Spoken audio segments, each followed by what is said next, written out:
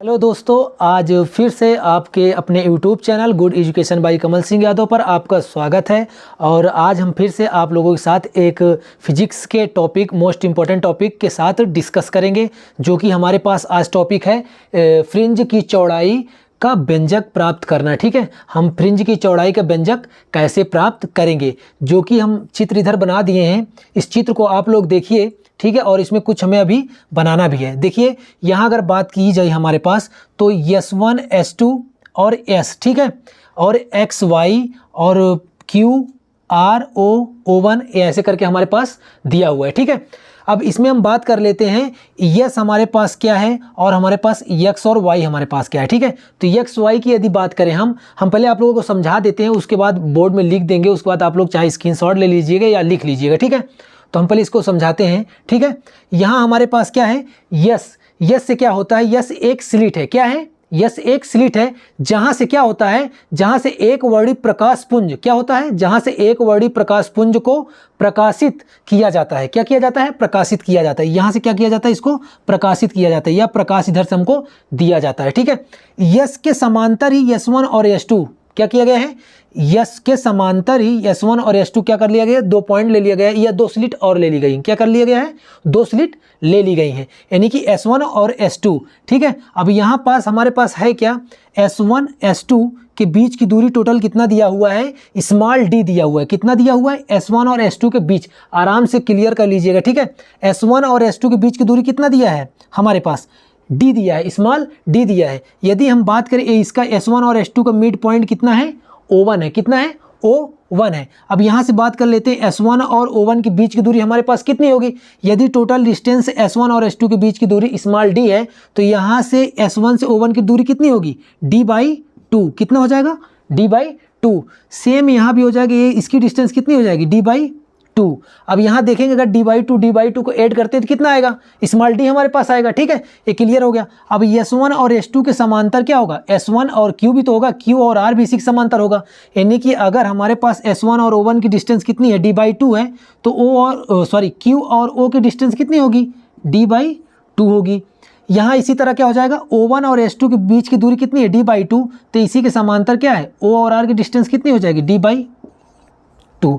इतना क्लियर हुआ। अब आगे वाला पॉइंट हमारे पास क्या है, अब यहाँ से देखते हैं P और O कितना हमारे पास दिया हुआ है, X कितना दिया हुआ है, X डिस्टेंस है। हमें क्या फाइंड आउट करना है, PQ की वैल्यू हमें नहीं पता। क्या नहीं पता है, P और Q की वैल्यू हमें नहीं पता है। तो PQ की वैल्यू कैसे निकलेगी, टोटल डिस्टेंस हमारे पास कितना दिया हुआ है, X। तो हम अगर PQ की वैल्यू निकालेंगे तो X में से क्या करेंगे, d/2 को सब्ट्रैक्ट कर देंगे। कहने का मतलब इसकी वैल्यू कितनी आ जाएगी, X - d/2। क्लियर, ठीक है। कहने का मतलब P और O की वैल्यू कितनी है, X, और Q और O की वैल्यू कितनी है, d/2। हमें निकालना क्या, PQ, तो कितनी आ जाएगी, X - d/2। अब यहाँ पास हम क्या करते हैं, अगर हम टोटल वैल्यू निकालते हैं P और R की, क्या निकालते हैं, P से लेकर यदि हम R तक की वैल्यू निकालते हैं, यहाँ तक P और O की बात करें तो कितना हमारे पास दिया हुआ है, X दिया हुआ है ना, और यहाँ तक की दूरी कितनी है, O से R तक की दूरी कितनी है हमारे पास, d/2। यानी कि यहाँ पास अगर हम बात करें तो इसकी डिस्टेंस कितनी हो जाएगी, X + d/2।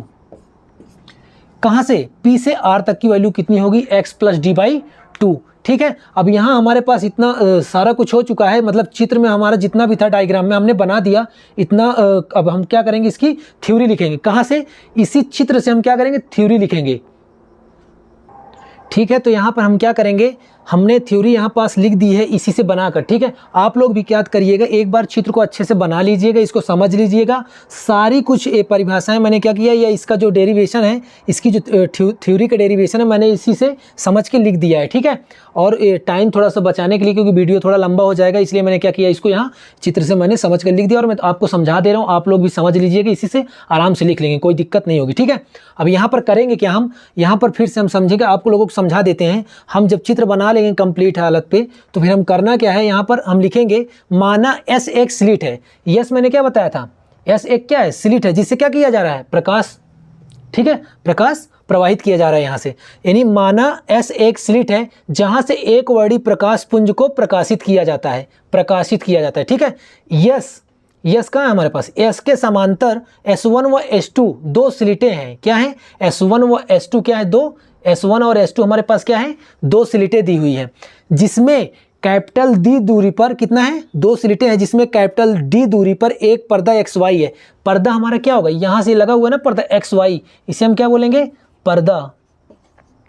क्या बोलेंगे, पर्दा। ठीक है, क्या है हमारे पास, XY एक पर्दा हो गया, जहां प्रतिकरण के फलस्वरूप प्रतिरूप प्राप्त किया जाता है। जहां प्रतिकरण के फलस्वरूप प्रतिरूप प्राप्त किया जाता है, कहने का मतलब जब प्रकाश क्या होगा, एक बड़ी प्रकाश पुंज प्रकाशित किया जाएगा स्लिट से, तो क्या हो जाएगा हमारे पास, प्रतिकरण के फलस्वरूप क्या होगा, प्रतिरूप प्राप्त किया जाता है। जो प्रारूप प्राप्त होगा हमारे पास, XY पर्दा क्या हो जाएगा, जो कि S1 व S2 से क्या है, बिंदु O से समान दूरी पर है। S1 व S2 क्या है, मैं बताया था ना, S1 और S2 क्या है हमारे पास, समान दूरी पर है। समान दूरी का मतलब इस जो B से एक पार्ट डिवाइड हो रहा है, O1 और O, ये क्या है, इनकी डिस्टेंस सेम है, यानी कि S1 O1 की बात अभी बताएंगे, यानी S1 S2 से बिंदु O से समान दूरी पर है, यानी जो यहाँ से इसकी दूरी होगी, यहाँ से यहाँ इसकी, और यहाँ से इसकी दूरी क्या है, इसका पथांतर क्या होगा, समान होगा। इसीलिए इसका पथांतर समान होने के कारण यहाँ हम लिखे हैं क्या, जिससे पथांतर शून्य हो जाएगा। ये क्या है, अगर यहाँ से d/2 है और यहाँ से भी क्या हो जाएगा d/2,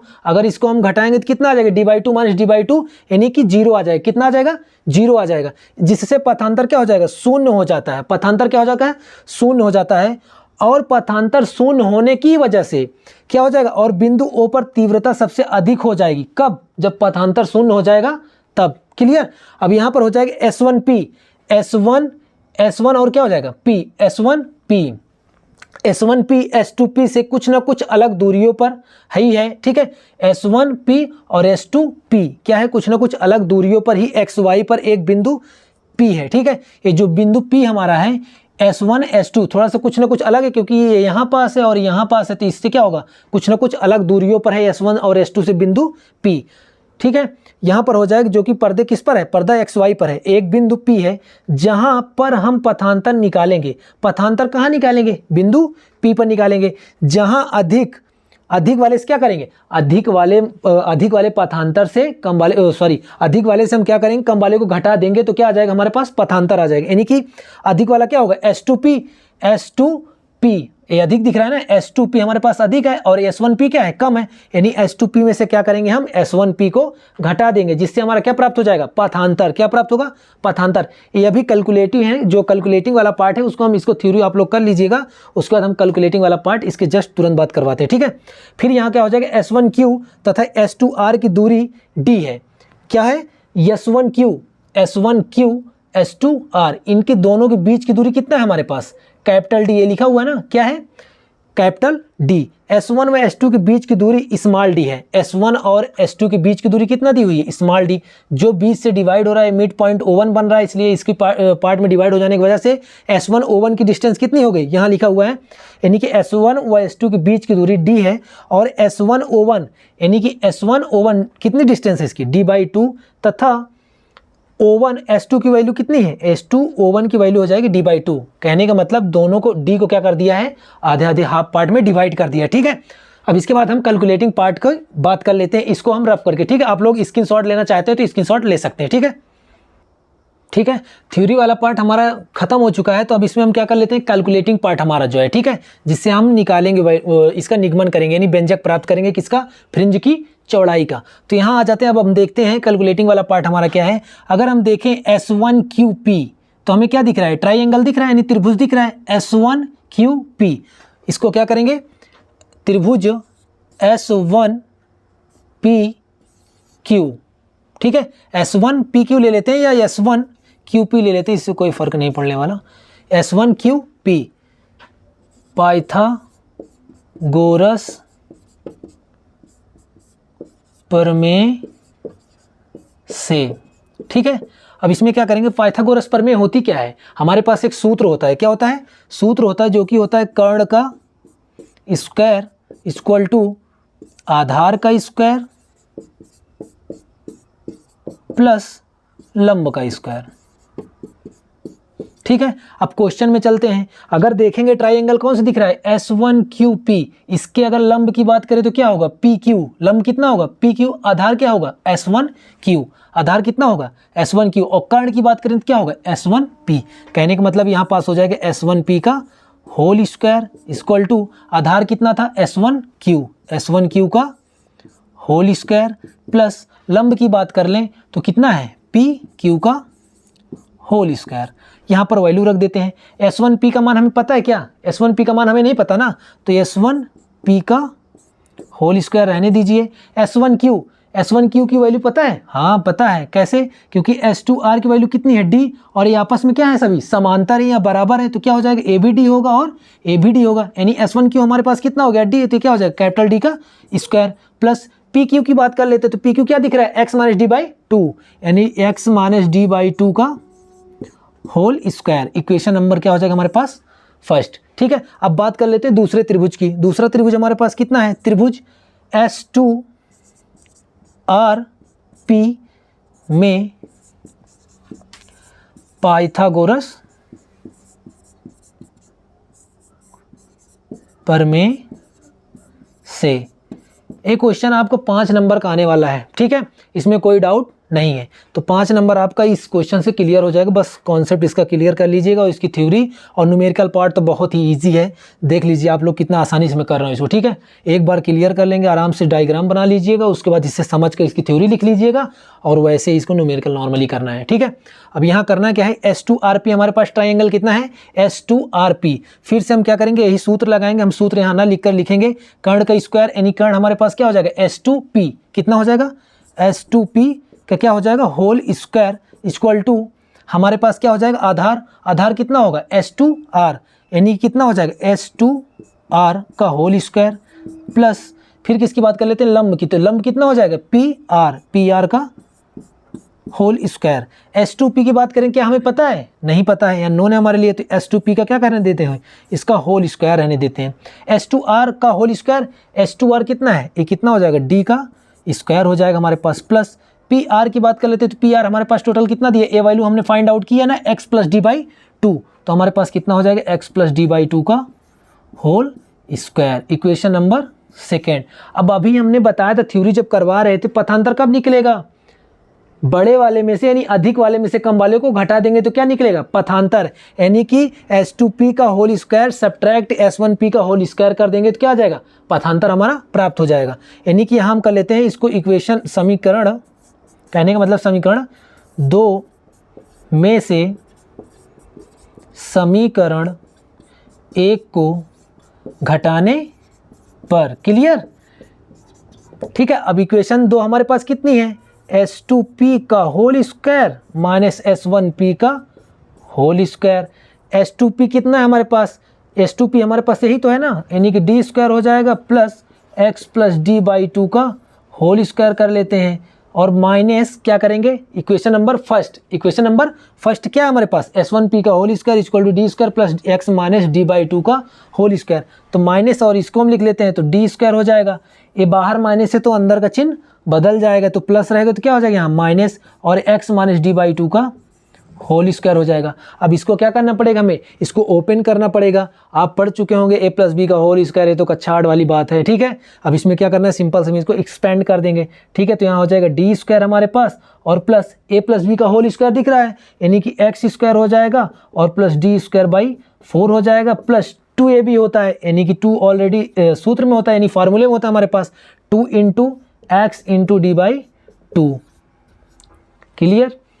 अब यहाँ क्या हो जाएगा माइनस D स्क्वायर है तो है ही है माइनस। अब इस वाले माइनस से अंदर वाला जब हम सॉल्व करेंगे तो क्या हो जाएगा, साइन चेंज हो जाएगा। ध्यान दीजिए कि इस चीज़ कैलकुलेशन मिस्टेक मत कीजिएगा, क्योंकि अगर कैलकुलेशन मिस्टेक होगी तो आपका आंसर नहीं आने वाला, ठीक। तो यहाँ बाहर क्या हमारे पास माइनस है, इसको ओपन करेंगे कितना हो जाएगा x स्क्वायर, a-b का होल स्क्वायर क्या होता है हमारे पास a स्क्वायर होता है प्लस का b स्क्वायर होता है माइनस का 2ab होता है, लेकिन यहाँ थोड़ा सा चेंज हो जाएगा, क्यों, क्योंकि बाहर माइनस लगा हुआ है।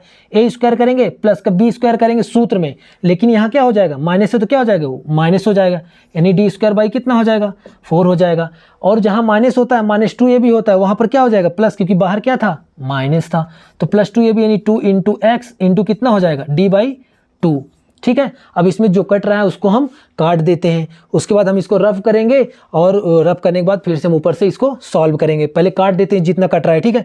यहाँ अगर बात करें प्लस का एक्स स्क्वायर दिख रहा है और माइनस का एक्स स्क्वायर दिख रहा है। यहाँ देखेंगे तो प्लस का डी स्क्वायर दिख रहा है और यहाँ पर माइनस का डी स्क्वायर दिख रहा है। h2p का होल स्क्वायर इसको लिख देते हैं s1p का whole square. Is that clear? अब यहाँ और कुछ कट रहा है क्या, देख लीजिए आप लोग। D square by four cut तो रहा है, बोलिए ना।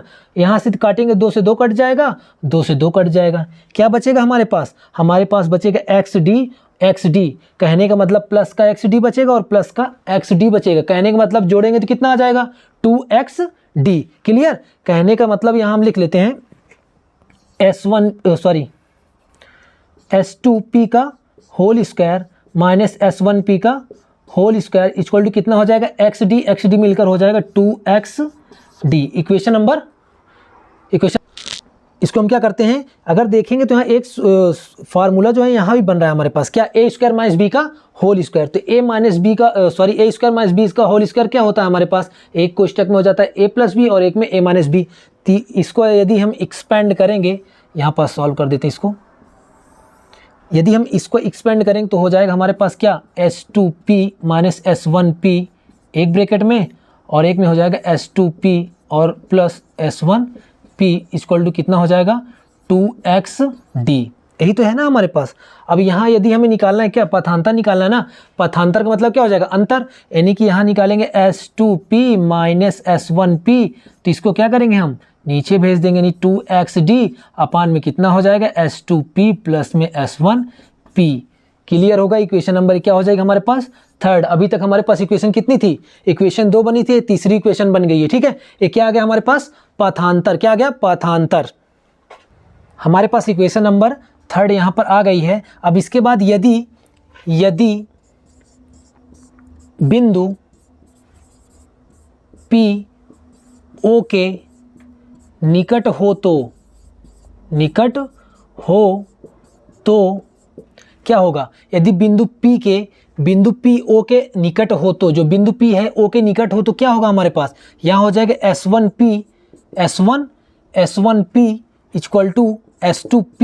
ये वाली डिस्टेंस क्या हो जाएगी, कवर कर लेगी ना जब P O के नज़दीक आ जाएगा। तो इक्वल टू कितना हो जाएगा हमारे पास, कैपिटल D। कितना हो जाएगा कैपिटल D। कहने का मतलब S1P S2P equal to capital D, ठीक है। अब यहाँ पे वैल्यू हमें क्या हो गई S1 यानी S1P और S2P सेम हो गई। क्या हो गई S1P और बराबर में S2P बराबर D हो गया हमारे पास,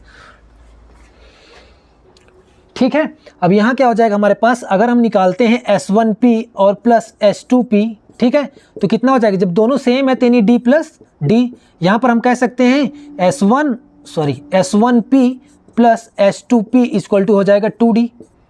यानी कहीं भी अगर हमारे पास मिलेगा S2P प्लस S1P या S1P प्लस S2P तो कितना रख सकते हैं 2D। इक्वेशन नंबर 3rd में क्या है हमारे पास, इसी चीज़ को हम क्या करते हैं यहाँ अप्लाई कर देते हैं, यानी कि S2P S1P इक्वल टू कितना हो जाएगा 2xd और S2P प्लस S1P के स्थान पे कितना रख सकते हैं 2D। यहाँ पास हो जाएगा 2 से 2 कैंसिल और ये आ जाएगा S2P माइनस S1P, ठीक है। इसे बोलेंगे क्या पथांतर। क्या बोलेंगे पथांतर इक्वल टू आ जाएगा xd अपान में कैपिटल D। इक्वेशन नंबर ये बन जाएगा हमारे पास क्या 4। इक्वेशन नंबर क्या बन जाएगा हमारे पास बच्चों 4 बन जाएगी। क्लियर हुआ, ठीक है। तो क्या करते हैं हम लोग यहाँ पर, अब नेक्स्ट स्टेप पे चलते हैं। यहाँ देखेंगे तो दीप्त फ्रिंजे। अब हम धीरे धीरे क्या कर रहे हैं, फ्रिंज की चौड़ाई के व्यंजक प्राप्ति की ओर बढ़ रहे हैं, ठीक है। अब यहाँ पर हमारे पास टॉपिक है दीप्त फ्रिंजे। दीप्त फ्रिंजे क्या होती हैं, अधिकतम तीव्रता के लिए पथांतर λ/2 का समगुणक होती है। क्या होती हैं, अधिकतम तीव्रता के लिए पथांतर λ/2 का समगुणक होती है। समगुणक का मतलब हो गया जो संख्या होगी सम होगी, किसी चीज़ से गुणा करेंगे तो वो आना चाहिए क्या सम आना चाहिए। कहने का मतलब यहाँ हो जाएगा हमारे पास समीकरण नंबर 4 से, ठीक है। समीकरण 4 से हम यदि करेंगे तो कितना हो जाएगा xd अपान में कैपिटल D इक्वल टू हो जाएगा। अब यहाँ पास हमें क्या करें λ/2 क्या होना चाहिए समगुणक होना चाहिए। समगुणक कब होगा हमारे पास, यदि हम यहाँ पास 2n ले लें। क्या ले लें 2n, तो इसका क्या हो जाएगा λ/2, इसका गुणांक हो जाएगा। कहने का मतलब यहाँ n इक्वल टू जो हमारे पास होगा 0 हो सकता है, 1 हो सकता है, 2 हो सकता है, डॉट डॉट करके इनफाइनाइट तक हो सकता है। जहाँ मान लीजिए यहाँ हम क्या ले लेते हैं, 1 ले लेते हैं। यदि हम n का मान 1 ले लेते हैं और 1 से 2 में मल्टीप्लाई करवाते हैं तो कितना आएगा, 2। कहने का मतलब सम संख्या है ना, तो क्या होना चाहिए, सम गुणक होना चाहिए। कोई और संख्या लेके देख लीजिए आप, 2 ले लीजिए। अगर हम n का मान 2 लेते हैं, 2 से 2 मल्टीप्लाई करवाएंगे कितना आ जाएगा, 2 दूनी 4, यानी सम गुणक है ना हमारे पास। ठीक, तो यहाँ पे आप क्या देखेंगे, 2 से 2 क्या हो जाएगा, यहाँ पास कैंसिल हो जाएगा। यहाँ हमें निकालेंगे क्या, x निकालेंगे, तो x इक्वल टू कितना हो जाएगा, d ऊपर चला जाएगा, तो यानी n लैम्डा d अपान में कितना हो जाएगा, स्मॉल d। ठीक है, इक्वेशन नंबर क्या आ जाएगा हमारे पास, 4 हो गई थी, 5वीं हो गई। ठीक है, यहाँ बात कर लेते हैं हम अदीप्त फ्रिंज की। क्या, अदीप्त फ्रिंज की। तो दीप्त फ्रिंज में क्या होती है, अधिकतम तीव्रता के लिए पथांतर λ/2 का समगुणक होता है। लेकिन यहाँ पास क्या होता है, थोड़ा उसका ही अपोजिट, यानी कि न्यूनतम तीव्रता के लिए तरंगों के मध्य जो पथांतर होता है λ/2 का क्या होता है, विषम गुणक होता है। जो n की वैल्यू हम क्या ले रहे थे, सम संख्याएं ले रहे थे।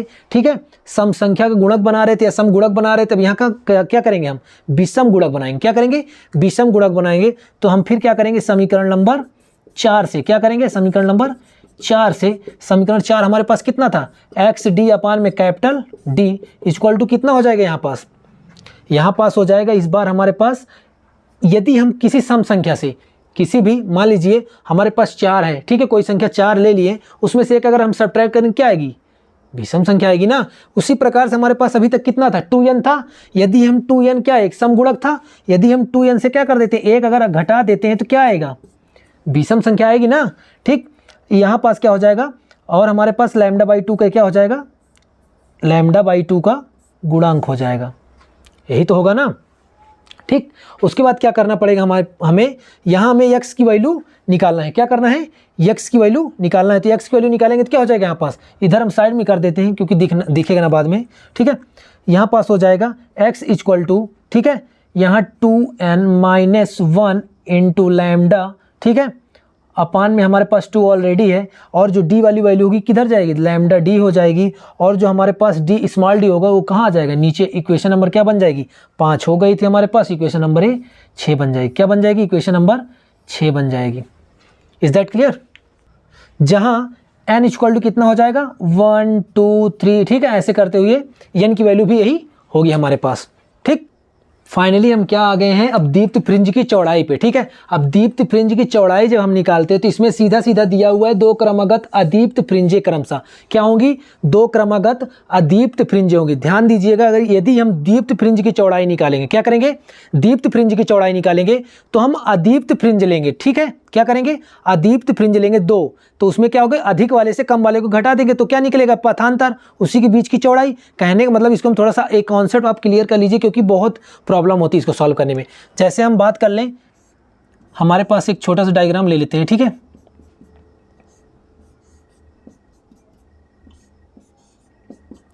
यहाँ देखिए ये 3 डायग्राम बने हुए हैं। अगर बात करें हम किसकी, दीप्त फ्रिंज की, किसको निकालना है, दीप्त फ्रिंज को। यदि हमें दीप्त फ्रिंज निकालना है, क्या निकालना है, ध्यान दीजिएगा, ये क्या हो जाएगा हमारे पास, दीप्त फ्रिंज। ये हमारे पास दीप्त फ्रिंज होगी तो हम किसकी बात करेंगे, इसके जो बीच वाला पार्ट, खाली पार्ट होगा, हमारे पास क्या होगा, अदीप्त फ्रिंज। क्या होगा, अदीप्त फ्रिंज। तो हम किसको लेंगे, अदीप्त फ्रिंज लेंगे।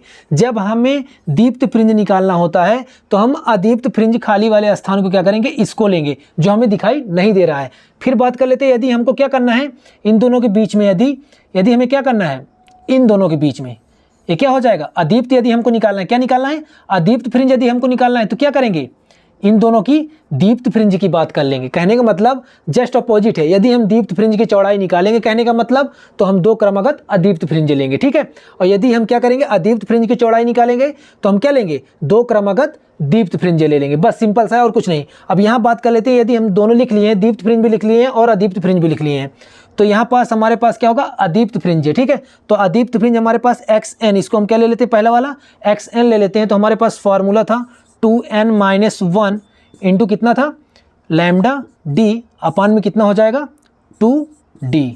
ठीक है, अब इसमें करना क्या है, इक्वेशन नंबर हमारे पास बन जाएगी कौन सी, इसको चाहे 1 मान लीजिए या नहीं मान लीजिए, 7 ही मान लीजिए, कोई दिक्कत नहीं है। अगर हम इक्वेशन नंबर 7 मान लेते हैं तो भी कोई दिक्कत नहीं है, यहाँ पास हो जाएगा। क्रम से कह रहा है तो अगला भी बनेगा, यानी X N plus one, N की वैल्यू क्या हो जाएगी, एक इंक्रीज हो जाएगी, यानी 1 2, अगला क्रम से कह रहा है ना 1 2 2 3 4 5 ऐसे करके, तो एक्स एन प्लस वन हो जाएगा, यानी एन के स्थान क्या हो जाएगा, यहाँ पास एन के स्थान पे हो जाएगा N plus one minus one, ठीक है, सॉरी एन के स्थान पे हो जाएगा एन प्लस वन, ब्रैकेट में क्लोज कर देंगे, बाहर -1, और ये हो जाएगा हमारे पास 2d इंटू में लैम्डा डी, ठीक है।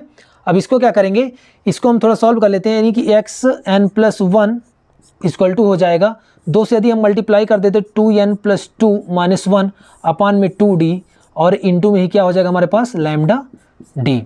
अब यहाँ पास आ जाएगा हमारे पास x N plus one equal to हो जाएगा, 2 में से 1 घटाएंगे तो 1 आ जाएगा, यानी 2n प्लस वन अपान में कितना आ जाएगा 2d इंटू लैम्डा डी, ठीक है।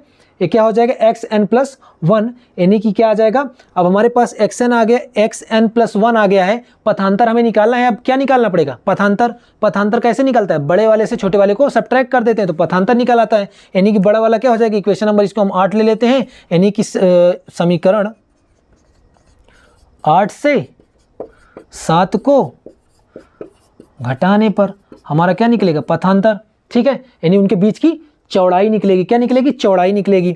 अब यहाँ पास हो जाएगा हमारे पास समीकरण 8 कितना है हमारे पास, x N plus one minus x N equal to कितना हो जाएगा हमारे पास, एक्स एन प्लस वन की बात कर लेते हैं 2n प्लस वन है हमारे पास अपान 2d माइनस कितना हो जाएगा, एक्स एन हमारे पास कितना है 2n plus one, sorry minus one, और लैम्डा डी अपान में कितना हो जाएगा, यहाँ पास हो जाएगा 2d।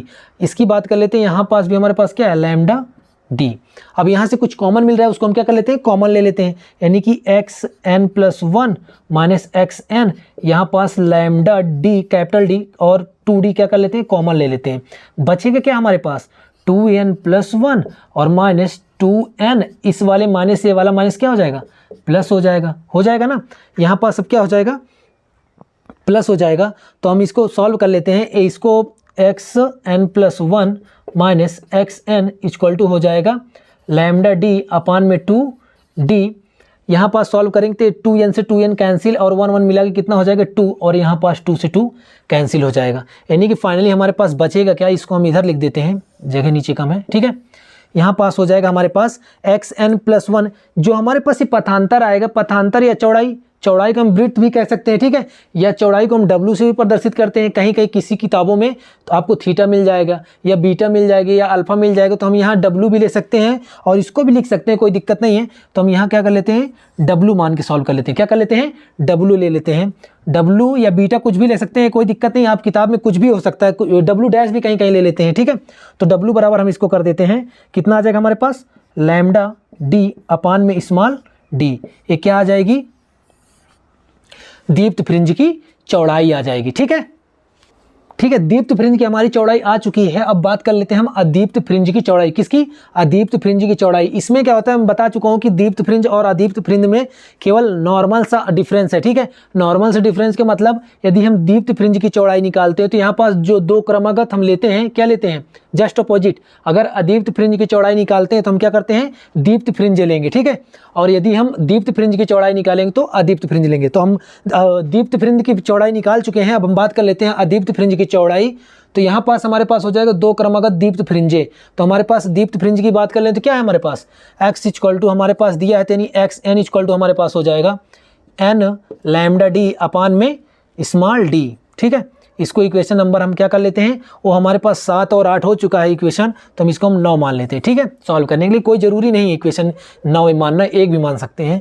अब यदि बात कर लेते हैं क्रम से है तो यानी कि एक्स एन प्लस वन हो जाएगा, यानी एन की वैल्यू क्या हो जाएगी, अब n प्लस वन हो जाएगी, और लैम्डा डी अपान में a हो जाएगा हमारे पास। इक्वेशन नंबर कितनी हो जाएगी, 10 हो जाएगी। अब क्या हो जाएगा, समीकरण पथांतर निकालना है, क्या निकालना है, अब पथांतर फिर से निकालना है। पथांतर के लिए मैं बता चुका हूँ, अधिक वाले में से कम वाले को घटा देना है, तो अधिक वाले में से कम वाले को घटा देंगे, यानी कि समीकरण नंबर 10 से समीकरण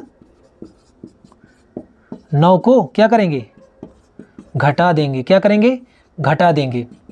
क्लियर। अब क्या करेंगे, घटा देते हैं हम यहाँ पास, यानी कि xn+1 minus xn equal to कितना हो जाएगा, n+1 इंटू लैम्डा डी अपान में स्मॉल डी माइनस कितना हो जाएगा, n लैम्डा डी अपान में कितना हो जाएगा, स्मॉल डी। अब यहाँ पास हमें करना क्या है, यहाँ पास हमें कॉमन ले लेते हैं, लैम्डा डी और स्मॉल डी कॉमन आ जाएगा, तो बचे क्या, n+1 और माइनस का n। क्लियर है ना। अब यहाँ पास क्या दिख रहा है, प्लस के n दिख रहा है, माइनस के n दिख रहा है, कैंसिल कर देते हैं, बचा क्या, 1 से मल्टीप्लाई करेंगे तो कितना आ जाएगा, लैम्डा डी अपान में स्मॉल डी। यानी हम बात करते हैं फिर से xn+1 पथांतर, यानी चौड़ाई की बात करें तो हम क्या ले लेते हैं, यहाँ पास w ले लेते हैं। अलग अलग किताबों में अलग अलग दिया होगा, इसको हम w' ले लेते हैं, कोई दिक्कत नहीं, हम w लिया है। इसके पहले दीप्त फ्रिंज, हम जब दीप्त फ्रिंज की चौड़ाई निकाले हैं तो क्या लिए थे, w लिए थे, और दीप्त फ्रिंज की चौड़ाई निकाल लिए तो क्या होगा, w' ले लेते हैं। आई होप कि आप लोगों को ये सारा कुछ जो इसका निगमन मैंने बताया समझ में आ गया होगा। यदि आप लोगों को वीडियो अच्छा लगा हो तो वीडियो को लाइक कीजिएगा और हमारे चैनल को सब्सक्राइब कीजिएगा, और ज़्यादा से ज़्यादा क्या करिएगा, इसको कमेंट करने की कोशिश कीजिए, जिससे कि हमें अगर कोई प्रॉब्लम समझ में आए तो उसको हम सॉर्ट आउट कर सकें आप लोगों की। ठीक है, तो थैंक यू फॉर वॉचिंग।